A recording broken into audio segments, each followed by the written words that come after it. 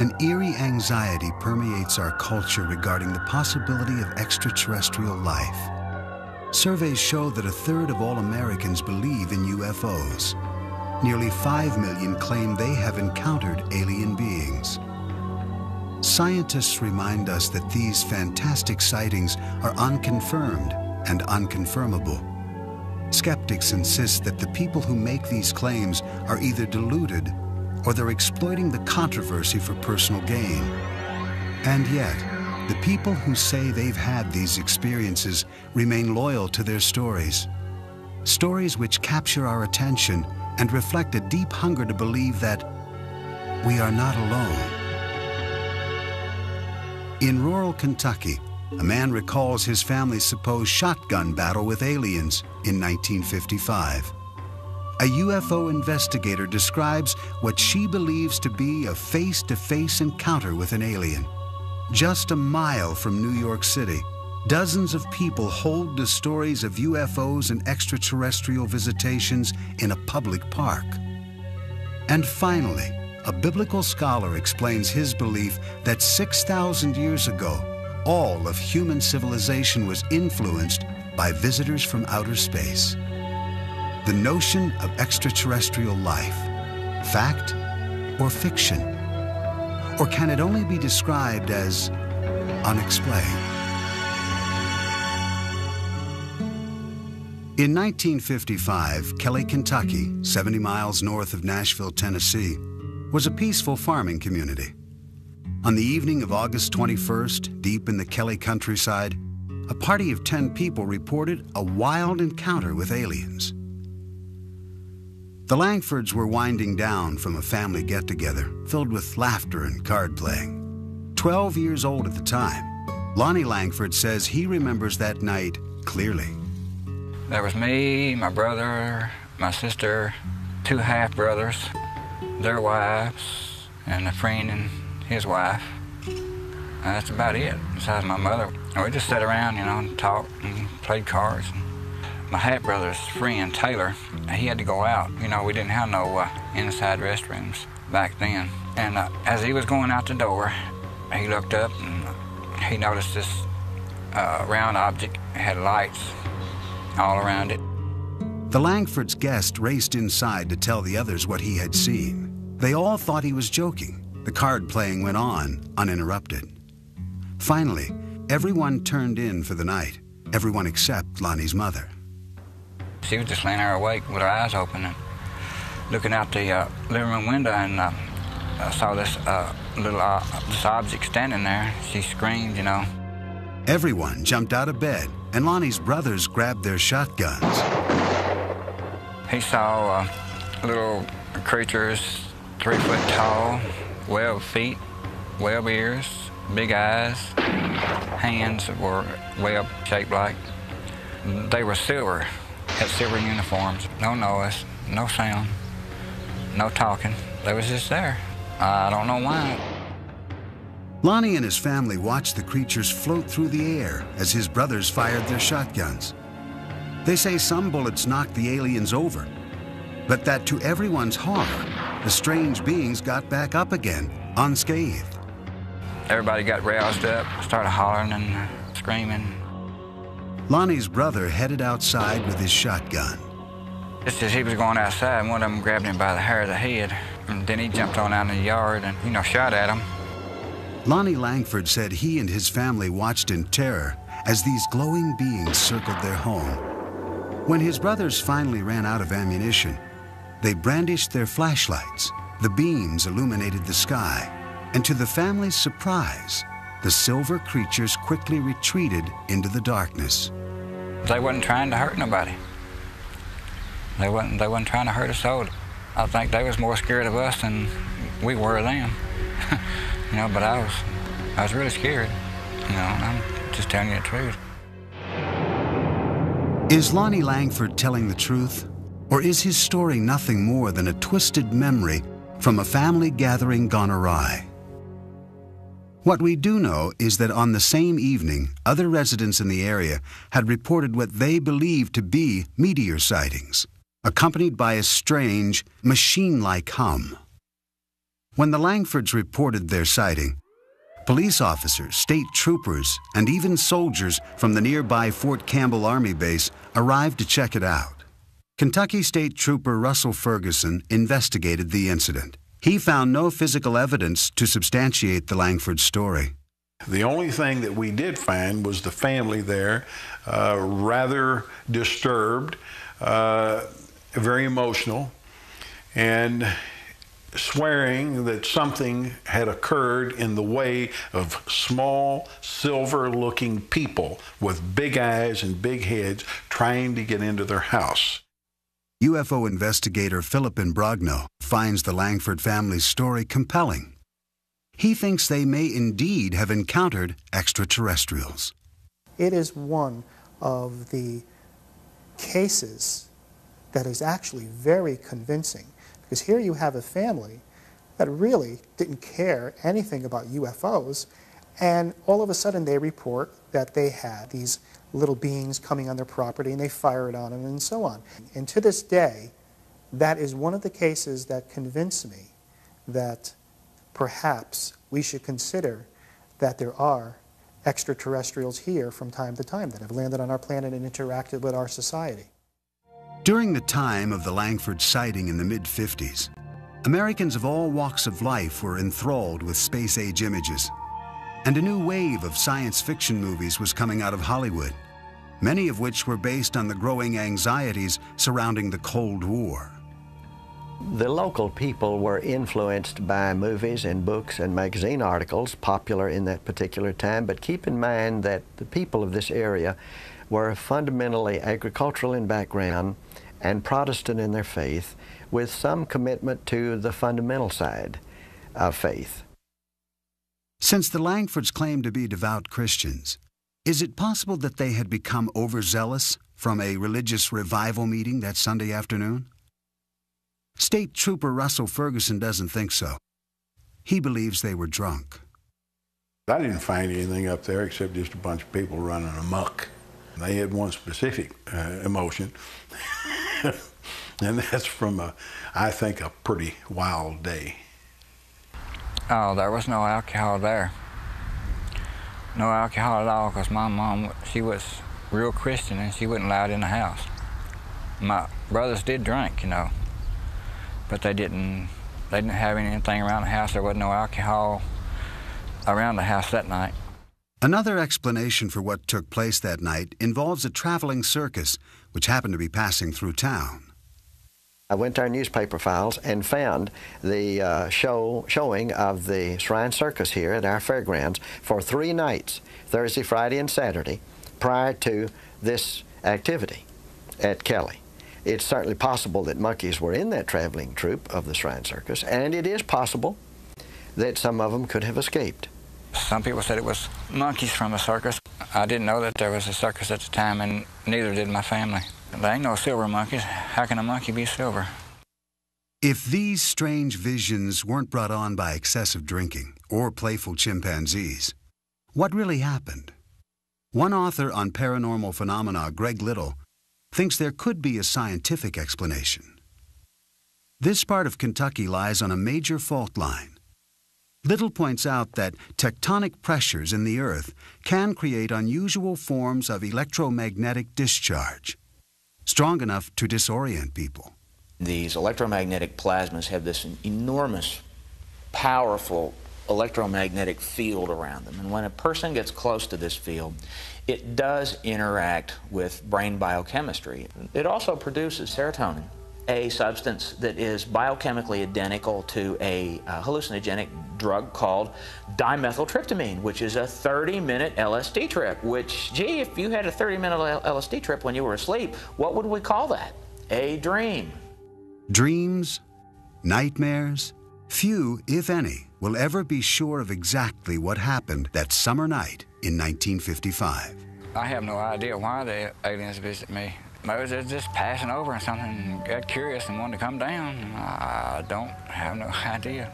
Why do you think God put all those other planets out there and all those moons and all those other suns and just left this one with life on it? All the rest of them out there is without life now. I ask you, if you were suddenly capable of going from here to Mars or the sun or whatever other planet. And you were coming to Earth with all that technology that was available to you. Now, surely to hell you wouldn't land in Kelly, Kentucky, when we've got the nation's capital and all the other big cities and what have you. No, I don't think so. One thing is certain. Lonnie Langford and his family did not go out seeking extraterrestrials that August evening. And the memory has haunted them ever since. There are areas around the world which are known as so-called UFO hotspots because of the frequency of reported sightings. Pine Bush in upstate New York is one of those places. That is what attracted UFO investigator Ellen Crystal.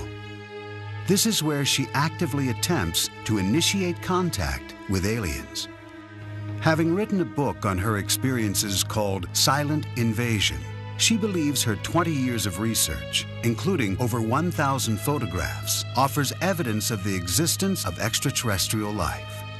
It really takes a certain mentality to do it in a cohesive way so that you come away with some research. I mean, there's people like me trying to collect research and successfully doing it and trying to have close encounters where you can use equipment and machinery that actually works and registers. Ellen first began searching for extraterrestrials in the countryside around Pine Bush during the early 1980s. At that time, a psychic told her that she had been cured by aliens during a severe childhood illness. She basically did a reading with me, and she said, when you were 4, you were really sick, and she said, I see the ship above a White House, and they healed you. And I said, well, I was sick. I was sick for 8 months. I thought I was 2. This psychic reading motivated Ellen to pursue her dream of meeting up with aliens. This is her story. She maintains that on August 7th, 1980, she had a close encounter which satisfied her curiosity, perhaps more fully than she had expected. My own stipulation was that I would not walk in a new field that I hadn't walked in already. So I had gone up to actually the first site, which is right up here, about half a mile, and I was standing in the field, and I was turning around, just watching some nebulous lights. I saw a huge bright light go down in the trees right across the street from me. And I wasn't sure what I wanted to do. I kind of thought they were daring me. Ellen took the challenge. She drove from field to field, contemplating her next move. Gathering up her courage, she went back to the spot where she had first seen the mysterious lights. She says that as she aimed her flashlight up into the trees, she saw something that looked like a moth. But when she moved the light down, she saw legs. Legs that appeared to run in place. But the thing ran across the clearing when it could have ducked into any bush. This was the other thing that puzzled me. It ran across the clearing, came to the edge of the clearing, stopped and stared at me. The alien in Pine Bush was about 3.5 feet tall. No discernible clothing, beige, very pale beige looking, very thin, large head, no hair, very big yellow eyes that wrapped around to the side, and the eyes were what caught in my flashlight. Ellen was bewildered by an overwhelming power, which she sensed radiating from the creature. I mean, they look, if you just look at somebody that size, you think nothing, like a child. But then you get this awesome feeling of power.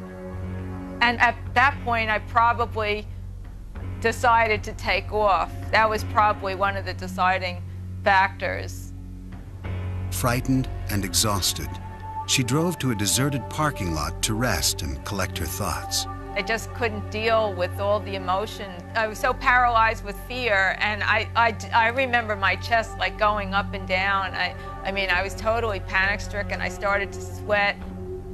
Ellen Crystal kept a journal of this and other experiences that she included in her book.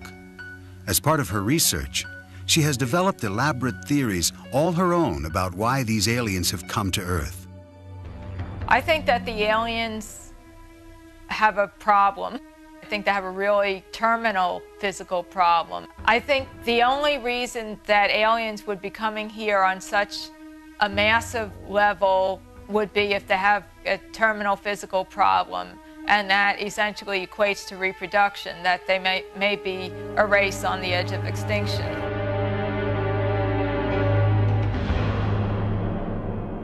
Are Ellen Crystal's claims of extraterrestrial incursions into upstate New York to be believed?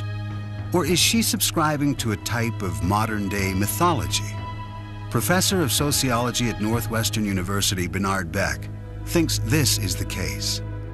There are some people who are saying when the extraterrestrials come, they are so smart and so accomplished just by virtue of the fact that they got here, that they'll bring with them all sorts of things to make our lives better. They'll take care of us. And like anything that is created by ordinary people in their masses, through culture, through talking over back fences and talking over lunch and talking over a beer at a bar, it creates a culture, expectations, and a sense of the way these things are supposed to go. According to fellow UFO investigator Philip Imbrogno, Ellen's expectations are so intense that, combined with her apparent fascination with science fiction, her objectivity is severely compromised. I believe that Ellen Crystal is very sincere about what she's doing.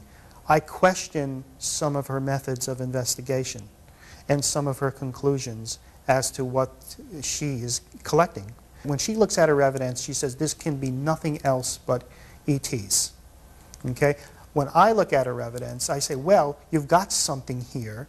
There are a lot of unexplainable sightings, but I don't think she has enough evidence to actually put a label on it to say this is an extraterrestrial spaceship. Many of the UFO sightings in Hudson Valley occur around the Stewart International Airport near Pine Bush. Airport manager and retired air traffic controller Ken No is familiar with these claims. People can see meteors, which are pretty spectacular sights sometimes.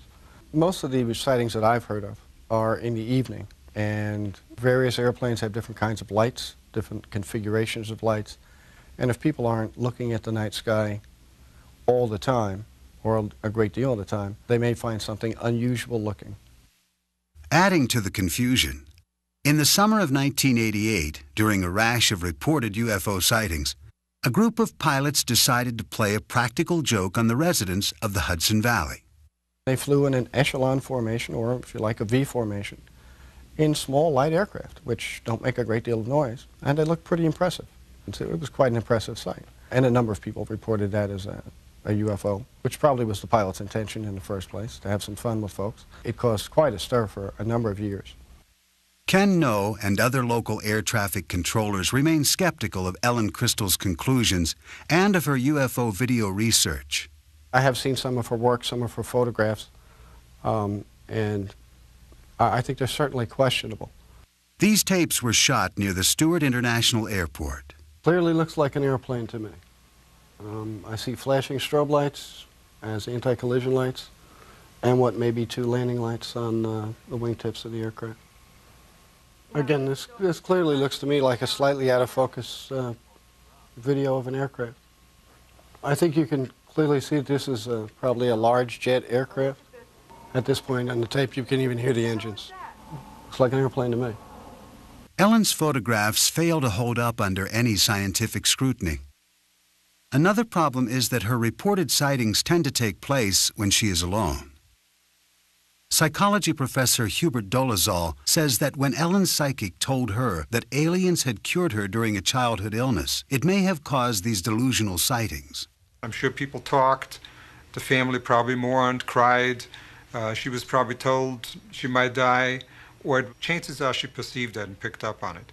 And then she's told that someone out of the ordinary, someone out of the medical community is responsible for her healing.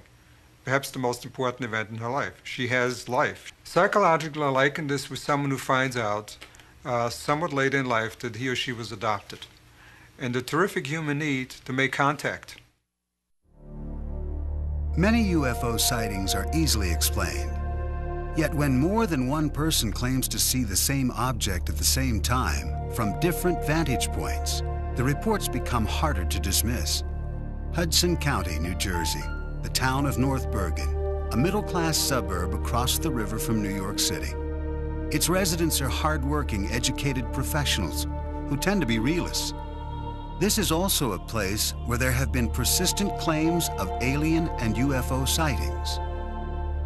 George Obarski owned a Manhattan liquor store and drove the same route back to his home in North Bergen, New Jersey, every night for decades.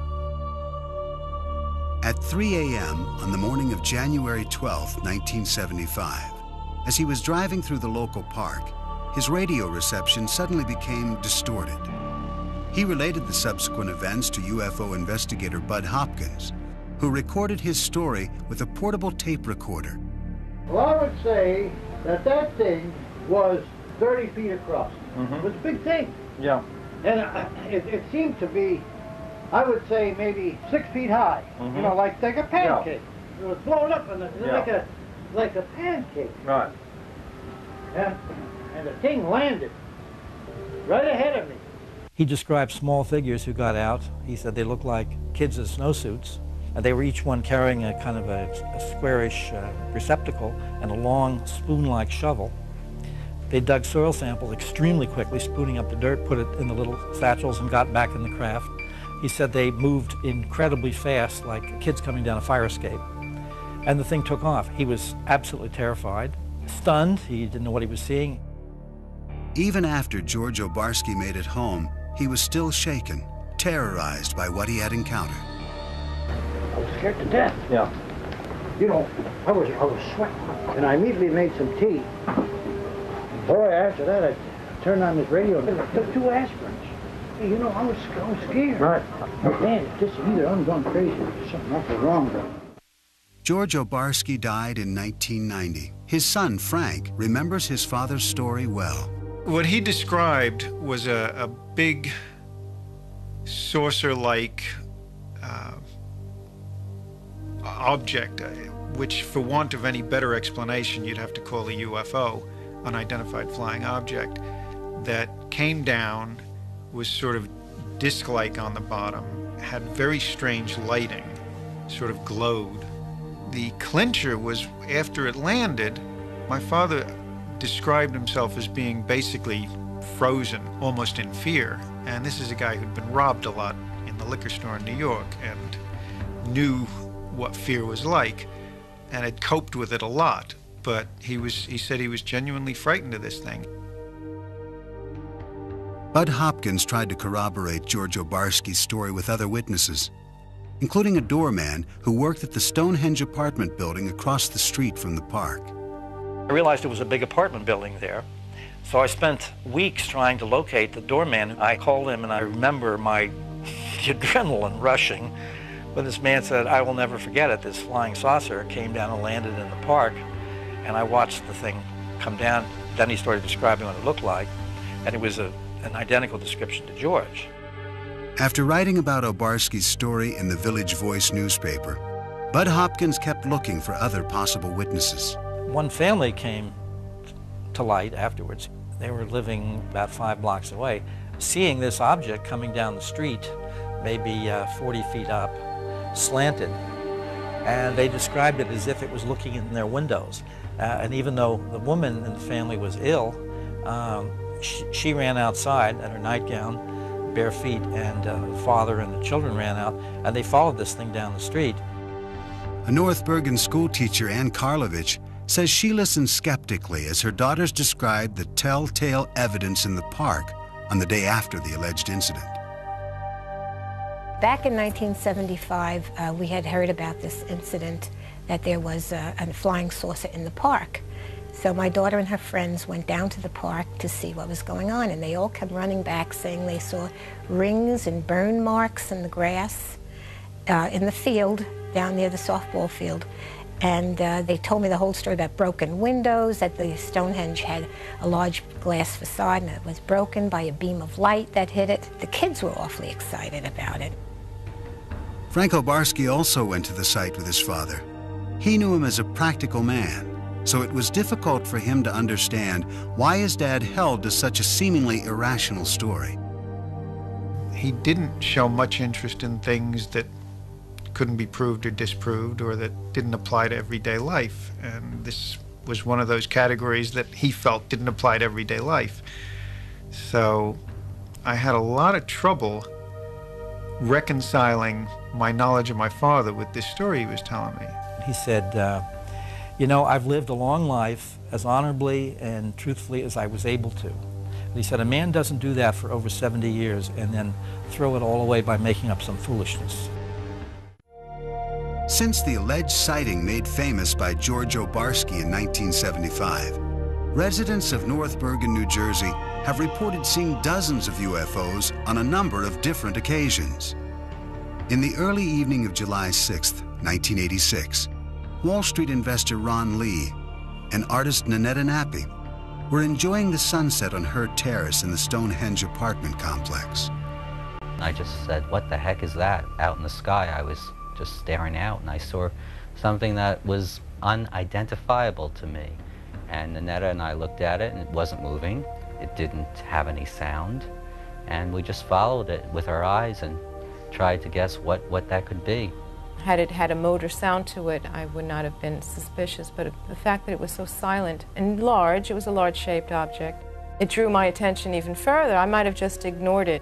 It was oval, and it had three sets of lights underneath it. And it just kept stationary in the sky for 5-10 minutes, and then at some point, it just took off and went south in a fashion without gaining momentum, but just going straight off with accelerated speed beyond what I was used to seeing.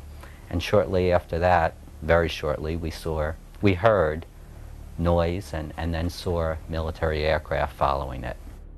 The next day, sightings of this UFO were reported in the press. Nanetta was not one of the people who had called the local officials. Now, you don't want to talk about things that people could think that you're a little strange thinking about it. I was in denial about it because I didn't want to accept or believe that this thing did not have a rational reason behind it. 2 years later, in the same area of New Jersey, disc jockey Dave D'Elia claims he witnessed an unidentified flying object on St. Patrick's Day in 1988 over North Hudson Park. D'Elia says he was driving home when he noticed something in the sky. He pulled over. As I'm standing there, it's getting closer and closer, no noise at all, but the lights that made up the triangle were white, the diamond were white and green. D'Elia returned to his car and followed the UFO down the parkway for several miles, noting the shape of the craft. The shape of the UFO was a diamond shape like this. Where my thumbs are was basically the part that was coming toward me. That's how it was flying. In 1993, 5 years after D'Elia's reported 1988 sighting, another North Bergen resident, Ann Karlovich, who had been skeptical of the earlier Obarski sighting, claimed she too was an eyewitness to an unidentified flying object. I saw this very kind of a elliptical shaped large light shining, and I looked at it and I said, gee, wow, what is that? And it seemed to be moving very slowly, but I wasn't sure. And then as I turned my car around, it was gone. So I came into the house, and my son-in-law and daughter were here. And I said to Joe, my son-in-law, I said, wow, did I see something strange on Boulevard East? And he said, I saw it too. It had a sort of eerie glow. It looked metallic and was very well lit, like with a fluorescent, bright flood kind of light. As I recall it to be a blimp-like object, like an elongate, like an ellipse, elliptical sphere, if you will. Joe Bass remembers reading the next day in the local newspaper that all the blimps in the area had been grounded due to foggy weather. I know what it wasn't. I know that it wasn't some sort of lights on the clouds or a meteor or anything like that. I suspect it was either some kind of government aircraft, some Air Force kind of aircraft that they don't let on that they have aircraft of this type. It wasn't a plane, it wasn't a helicopter, it was like a blimp type object. It is quite clear that people in this area believe they are seeing UFOs. But are they alien spacecraft? Since World War II, reports of UFO sightings have grown to merit a system of classification, a way to categorize people's claims. This method was developed by an astronomy professor at Northwestern University, J. Allen Hynek. It was he who coined the phrase close encounter of the third kind to describe human contact with an alien. Philip Imbrogno collaborated with Hynek on his final book in 1987. They collected accounts of East Coast sightings, which Imbrogno says number into the thousands. As I began to investigate more cases, I began to realize that I was just touching the tip of the iceberg. Actually, in a period of 5 years, there were 7,000 sightings. Now, they were made by people who are pillars in the community. Police officers, pilots, lawyers, educators, scientists, executives from major corporations, all saw an object that they considered to be larger than a football field flying overhead. Psychologist Hubert Dolezal maintains that UFO believers are mistaken in what they think they are seeing. What we're looking at is a perceptual phenomenon where the background information is either dark conditions or dusk conditions, and where there's very little visual structure against which the object appears. Add to that the question of, does this person have myopia, nearsightedness, and astigmatism, suffers from any other kind of visual defect? And now you're looking at the question of not only unidentified moving objects, but unidentified stationary objects. I know what I saw. That's the only thing I can say. I know I saw something that didn't look like anything else I had seen before. Syndicated columnist Sally Deering grew up in the North Bergen area. She's heard dozens of the local UFO stories, and she thinks any belief in aliens and UFOs is ridiculous. They jump to UFO. And I think they jump to that too quickly. There's a lot of ways you could explain a lot of these things that we see. And I think that people just want to believe, they'll go from A to alien before they'll go to A to B. And I remember back in the early 70s how we would read books, Robert Heinlein's Stranger in a Strange Land, Kurt Vonnegut's books, and we would accept science fiction as some kind of metaphor for what we were living in at the time. This sort of feeling of being outcast in a society. Are alienated people confusing science fiction with reality? According to Professor Dolezal, those who claim to see aliens and UFOs may be experiencing a psychological need to be a part of a trend, something bigger than themselves, thus latching on to observations which have little or no supporting evidence. What I do believe is going on, it's the proverbial bandwagon effect, that it's popular to be included and to be part of this. It is becoming more and more accepted. The onus of you're nuts, or there's something wrong with your brain, or you're a liar has been vastly decreased. I think people are more open to the possibility. I believe every human being wants to be part of something that is special, that is important, that is exciting. Certainly with the advent of human beings becoming more sophisticated in terms of space travel, our own yearnings to be in space and to populate other planets, I think all of that has fueled, and reasonably so, this entire belief system and movement. Although skeptics like Professor Dolezal give compelling reasons why people think they see things which are not really there, believers remain irritated by the general skepticism they encounter. Franco Barsky is still perplexed by his father's alleged experience. It really bothered him that people thought he was lying about this. And that's the thing that I find the most compelling about this whole story, and the thing that I have the most trouble with. I suppose it is frightening because it's the unknown. Things that are not really part of the known are frightening. It just came and went, and I could be wrong, but I think that was really a once-in-a-lifetime event where I saw something that's unexplained. Approximately 6,000 years ago, in southern Mesopotamia, a people known as the Sumerians developed an advanced society. As with the ancient Egyptians, many aspects of Sumerian culture remain cloaked in mystery. Zecharia Sitchin is a biblical scholar and expert on ancient civilizations. He believes that extraterrestrials called the Anunnaki visited this planet and influenced the Sumerian culture, a culture which attained heights that have not been matched until modern times. They had incredible knowledge of the heavens, of astronomy, of mathematics. They had high-rise buildings. They were the first to introduce the wheel. They had art, they had music, they had dance, they had laws, they had courts, they had judges, they had kings. Everything that we consider essential to a high civilization appeared there almost overnight 6,000 years ago. Sitchin bases his beliefs about the extraterrestrial influence on the Sumerian myths, which were written on ancient tablets.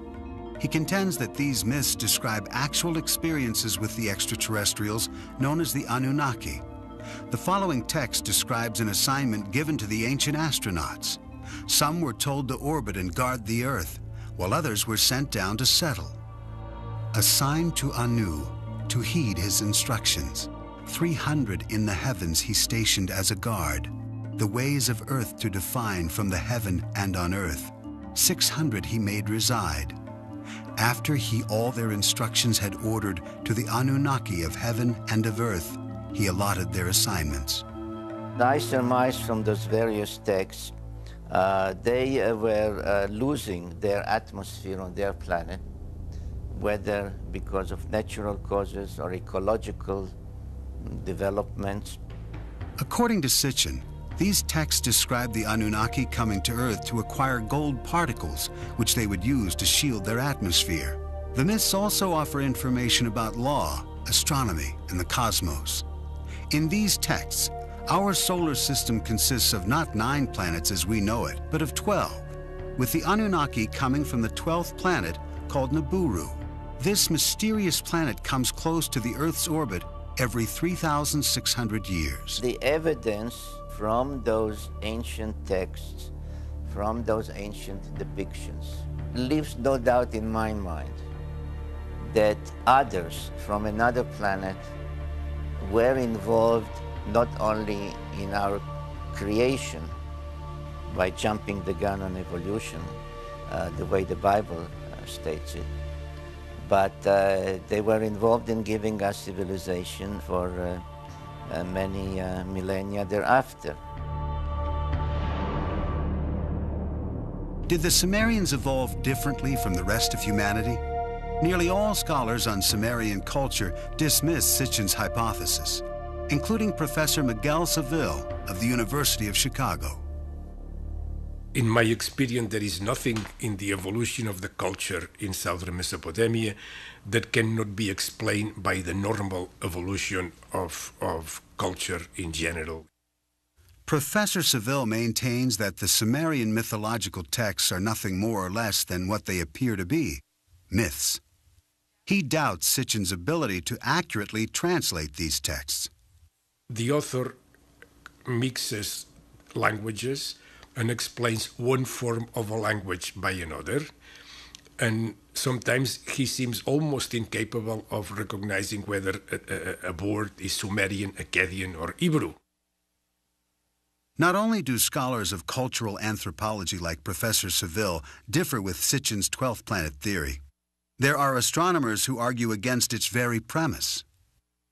I don't think that such a planet would be able to elude our detection for any real length of time, given what we are able to do now, as far as telescopic observations and gravitational studies and so forth. As far as traveling here, I personally don't see any reason why our particular star system would be any more interesting than any other. Of course, new planets are still being discovered, and NASA experts have recently made claims of microfossils on Mars. These findings have led most natural scientists to concede that there is a distinct possibility of life evolving elsewhere in the cosmos. My guess is that if life forms, it forms on the surface of the planet. You have to have a certain temperate climate. You have to have water on the surface or water just below the surface. It's possible that some of these precursors for life, the organic molecules, get seeded onto primitive Earth, say through comets. We know that comets have a lot of organic chemistry going on them. Many astronomers and astrophysicists agree with Professor Novick. And yet if there is advanced life elsewhere in the heavens, even in possession of sophisticated technology, the distances involved in navigating the stars are simply too vast. Maybe there are 10 advanced civilizations in our galaxy, maybe. But if there are, and this is really far-fetched, if there are, they are so far away from us that there is no chance. They are hundreds of thousands of light years away. There is no chance, zero, that we will ever be visited.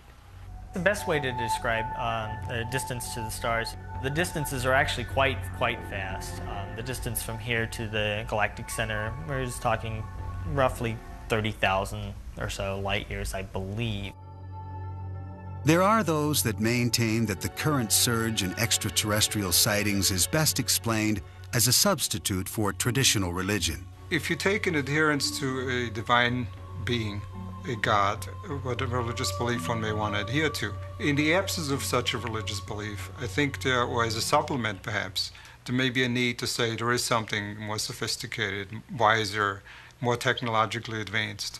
And it seems to me that this is a reasonable supplement to say as a substitute for religious beliefs per se. Our needs are so great emotionally for some kind of religious center, and our fears, our paranoid fears are so great that it's extremely difficult to look at this objectively, and yet that's what we must do.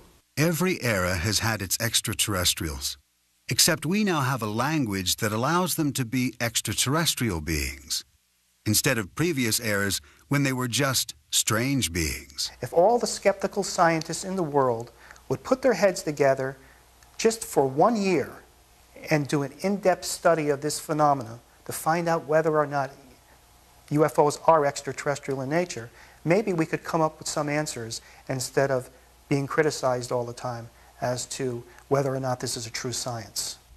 Somehow we as scientists have failed in explaining to people that there are things about the universe that we really do understand. We don't know everything, but we know a lot. And there are things that we can just rule out.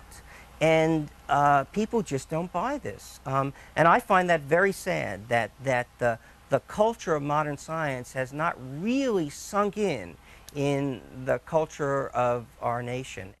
Bud Hopkins believes that if modern science would not completely rule out UFO claims, if they would just investigate a fraction of these sightings, they would indeed reach a larger audience.